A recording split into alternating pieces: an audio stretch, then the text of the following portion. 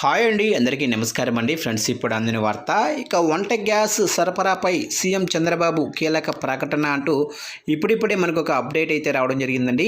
అయితే ఇందుకు సంబంధించిన పూర్తి వివరాలు అయితే మన వీడియోలో తెలుసుకుందామండి. అంటే వంట గ్యాస్ సరఫరాపై ప్రభుత్వం ఏం చెప్తుంది ఏంటనేది క్లారిటీగా తెలుసుకుందామండి. వీడియో మాత్రం పూర్తి వరకు చూడండి ఫ్రెండ్స్, అప్పుడే మనకి పూర్తి సమాచారం అయితే తెలుస్తుంది. ఇక లేట్ చేయకుండా టాపిక్లోకి వెళ్ళిపోదాము.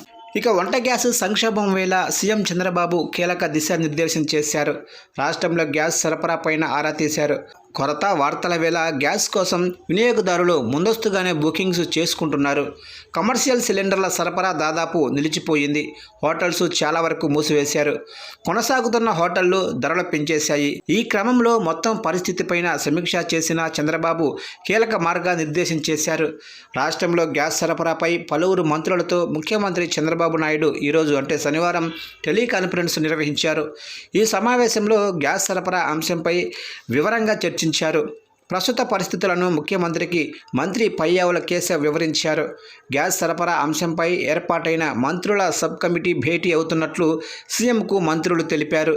రాష్ట్ర ప్రభుత్వం వైపు నుంచి ఏం చేయాలో ఎంత చేయాలో అంత చేయాలని ముఖ్యమంత్రి చంద్రబాబు సూచించారు.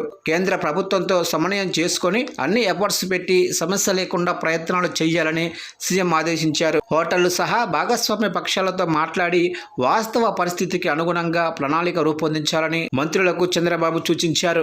ప్రజలు ఎలాంటి ఆందోళన చెందకుండా చూడాలని మంత్రులకు సీఎం స్పష్టమైన ఆదేశాలు జారీ చేశారు. ఇక ఈ కేబినెట్ సబ్ కమిటీలో మంత్రులు నాదెండ్ల మనోహర్, పయ్యావుల కేశవ్, అచ్చెన్నాయుడు ఉన్నారు. ఈరోజు సివిల్ సప్లై భవనంలో మంత్రుల సమావేశం జరగనుంది.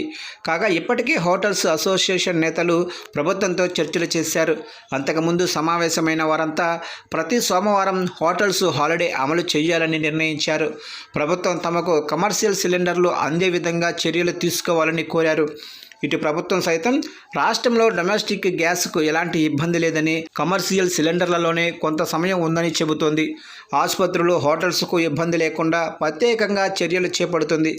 అయితే గ్యాస్ అందక పలు ప్రాంతాల్లో హోటల్స్ కూడా మూసివేశారు. కొనసాగుతున్న చోట ధరలు పెంచారు. కాగా ఇళ్లకు వినియోగించే గ్యాస్ సరఫరాలో ఇబ్బంది లేకుండా ప్రభుత్వం చర్యలు ప్రారంభించింది.